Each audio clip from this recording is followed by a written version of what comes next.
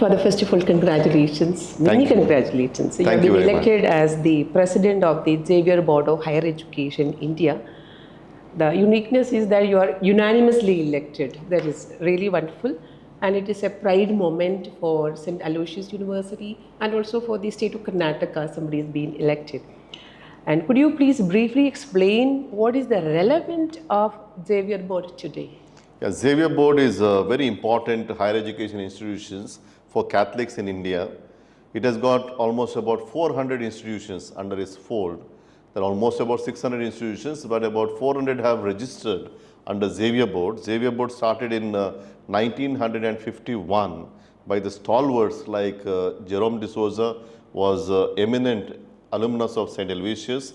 Later on, he becomes the principal of Chennai Loyola College under his leadership, and many other Jesuits and also other fathers and sisters came together basically to understand that we are all united as Catholic institutions or any important issues to be represented for the minority institutions, because Father Jerome D'Souza played a major role in bringing the importance of minority institutions under the Constitution. I think he must have really felt that we must all unite and contribute. Basically, it is to contribute to the society unitedly, and that's how the Xavier Board started. And we are very happy at St. Aloysius. This was the 25th Silver Triennial that was held. That means before that, 24 triennials. Every 3 years, there is an election. And this was the 25th triennial that happened here at St. Aloysius. After long years, I think somebody was unanimously elected as president of Xavier Board. I was extremely happy that the board members chose me, in a way enthused me, in a way supported, encouraged me to stand. It was not my decision primarily. I wanted to organize Xavier Board at St. Aloysius for the first time in 75 years. That was the only dream that I had. When people came here, they liked this campus, like our faculty members, our alumni, things that we are doing here, the chapel, the museum, the radio sarang. They all felt St. Aloysius deserves much more than what it has. That way, that was a great visibility for us, and also a lot of support from all the institutions who came here. Almost about 325 representatives from all over India could make it during this season, and we are extremely happy to host it here and do a wonderful job. And least that I knew that I will be selected or elected as president of Xavier Board is all because people persuaded me since it was happening here, and also we became a university. We felt we can do work together, and that's the reason I also accepted this particular invitation that came to me. I felt maybe it was from Jesus, from God, was an invitation for me to lead and to know that there are people to support. That's only confident with which I accepted this humbly, and I'm really humbled and honored to be selected, and I'm thankful to all the Xavier Board members who came here, supported me to become the president of Xavier Board. And it's the Jesuits started, and this time it's really like the leadership came to the Jesuits' hand. It is really wonderful. So, what are some of the immediate plans you have for the Xavier Board? Yeah, Xavier Board, I've been attending Xavier Board, and I felt that a lot of good work is done over the years, and there's much more to be done. The first and foremost that I feel is that we need to work in collaboration. So when 400 institutions come together and work, it's a great force to reckon with. First of all, I feel that we need more and more Catholics to enter into the IAS through UPSC or the state boards where there are also examinations and other important examinations, because our relevance need to be felt in the government through our service, because through UPSC we can really give a great service to the nation. I strongly believe in that, and I feel through maybe there are 8 regions are there under Xavier Board. There are southern regions and northern regions. They are divided, the Xavier Board, into 8 regions.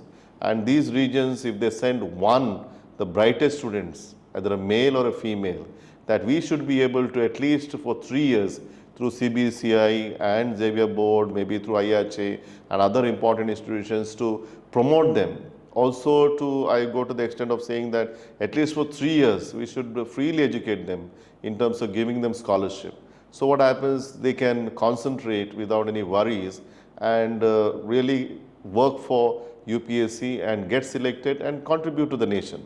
This is where I think our nation building work will begin with the lay people, and that is the first priority that I would be giving. Second is that a lot of accolades come to Catholic institutions because of the work they have been doing it. I feel that people can work together to get these accolades and also help again nation building. That has to happen because we have got so many institutions, not only it's arts and science. Under this umbrella, the medical colleges will come. Under this umbrella, the engineering colleges will come. The nursing colleges will come. Any other institutions, all institutions will come under the Xavier board as Catholic institutions. And I would like to bring many more into the fold. There are about 400, I said. According to me, at least there should be 600 Catholic institutions in the country. I would like to make a directory or the catalog of these institutions. Once we do that, what happens, we all know how many institutions are there. And also I would like to categorize them, the state-wise, how many institutions are there. And also I work on the older institutions and the younger institutions. The older institutions can now tell the world what they have done, what is the impact. Like some of the institutions like Trichy St. Joseph's, which is 190-year-old institution. So they can tell us what is the impact of it. After that, we had a Calcutta, then Xavier's in Mumbai. We are the 4th in list, and St. Joseph's is 5th in list. Like that, these are all 145, 50-year-old institutions. And there are also many more which are 100 and above. And these institutions can project what is the impact to the nation that they have done. And we would like to project that. And also to say that we have done so much to the country, and the impact also is seen in terms of the presidents. St. Joseph's Trichy, Dr. Abdul Kalam studied there, and that's a Jesuit product. And many more people who are politicians, bureaucrats, who are judges and important personalities in India and abroad, all have, many have come from our Jesuit institutions and Catholic institutions, and we would like to project that, and we would like to build that pool, and also something like resource pool that we build. It could be also resource mountain that you can see, and that is what we would like to build and showcase. And through these institutions, research has to be promoted today. And today in India, about 1,200 universities. Out of that, only 9 Catholic universities are there. I would like to see in the future at least there are 25 universities. And when we become universities, we can actually, through freedom, do wonderful work. And we have got the university, and I've seen the progress that we could achieve in just 1 or 2 years, and the freedom, the liberty, and also the trust the government puts on us. At the same time, we can also contribute much more in terms of bringing the best of curriculum and industry and academia, the phase to bridge the gap and to promote our students. Ultimately, we are here so that the students should get the best of things. Because today, students come here for employability. And when we give them the academics with the skills and employability skills with the placements, they can be very happy. Father, you mentioned there is one focus is the documentation. That's a very wonderful thing that is very much lacking here. That will be a good knowledge for the entire nation, also even otherwise. And you also mentioned about the pooling, the mountain of the resources. Can you explain a little bit details on it? About I also brought it a little bit under that already, saying that alumni. Let each of the institutions give me about 20 alumni. Just imagine 400 into 20 alumni if these institutions, and they are working all over the world. So that itself is one big pool which you would like to put in the public domain.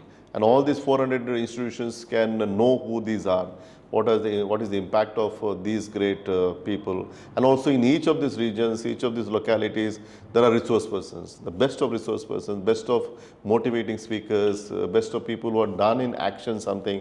So if also that resource pool is built, again 20 to 30 names.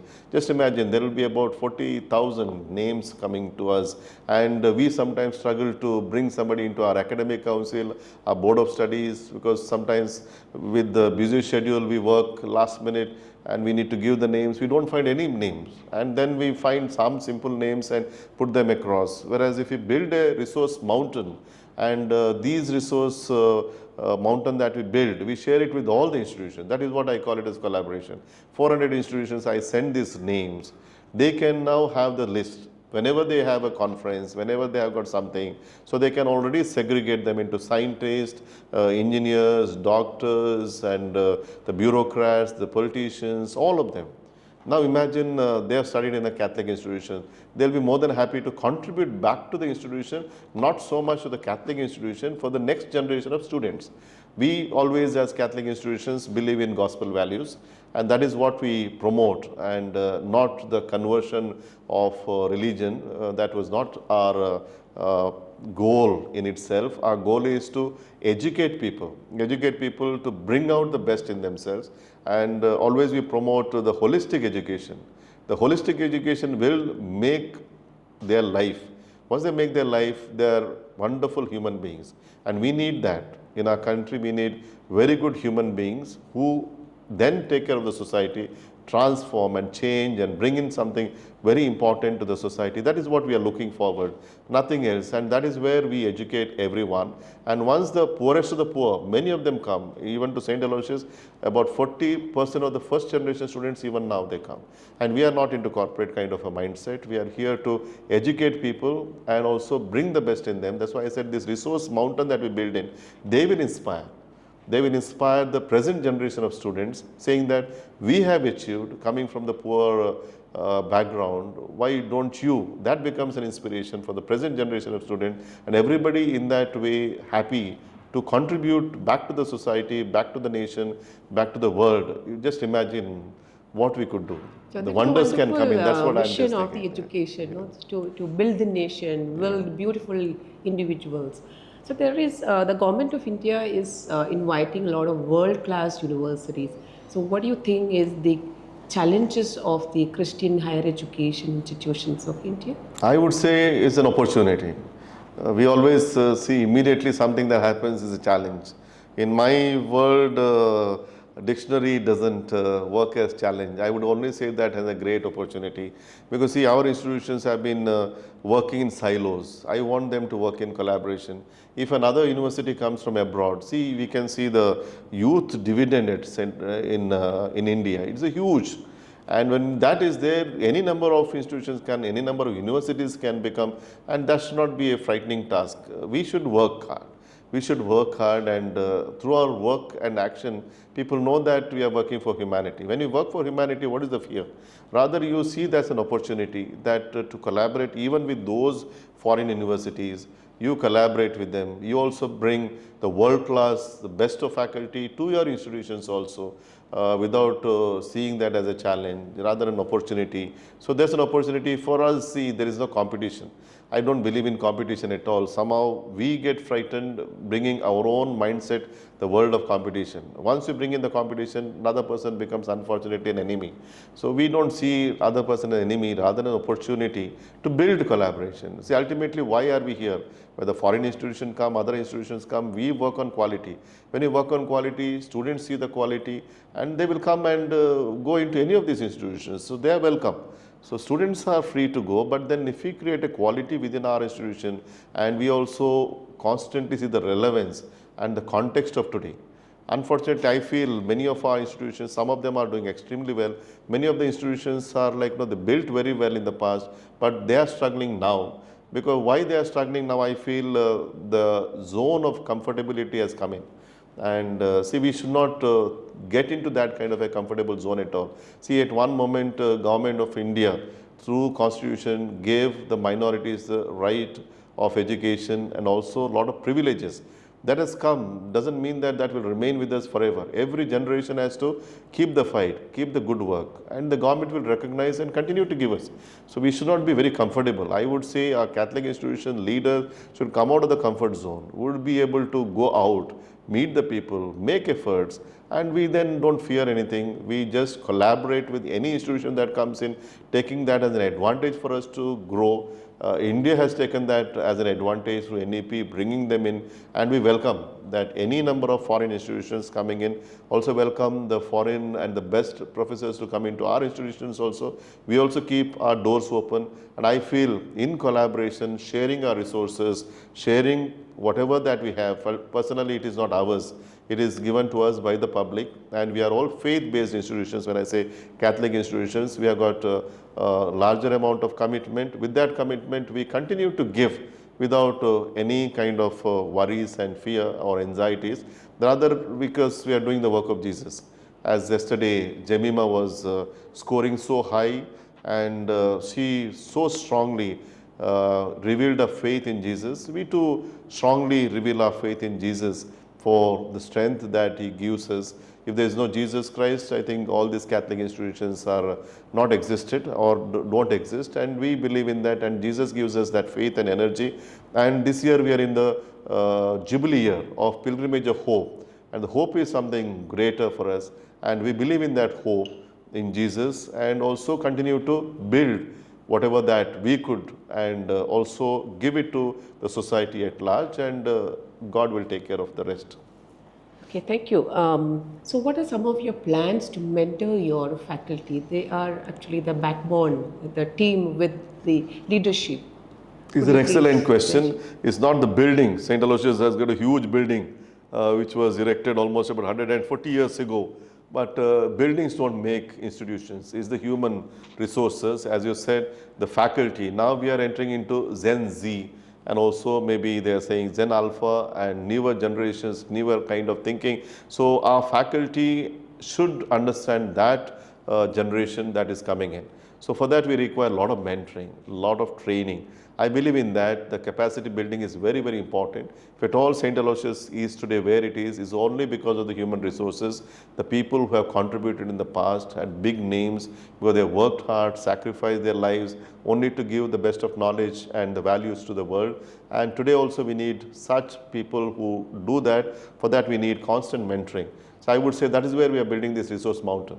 The credible people that they come into our institution, they have valued their resources, they have given something to the nation, they will come. They will come and also inspire our students, inspire our faculty, they train our faculty so that we get ready for the present generation, understand the present generation, their mindset, their attitude, what they look for, and give them accordingly and build them in values so that the society remains peaceful and joyful, ultimately doing something and bringing all of us together. What we finally want to do is peaceful existence.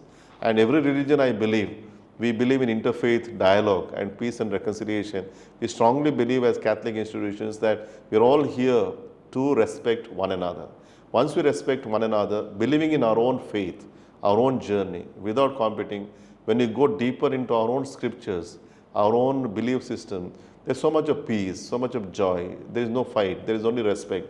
And if everybody does that, I think we respect one another and joyfully go. India is a diverse pool of people of different religions, different caste and creed and tribals, and everybody is a wonderful, heterogeneous, diverse kind of a group, which requires this kind of thinking where bringing people together, building people together, respecting one another, learning from each other, so that we continue with research and imagination in terms of creativity and innovation and go forward. That's my message at large to the Xavier board institutions and also to all the Catholic institutions and other institutions in the country, so that we are all here in collaboration, trying to do something for the society and building the nation. It's just one more thing. So the Viksit Bharat 2047 focus on self-reliant, prosperous economy.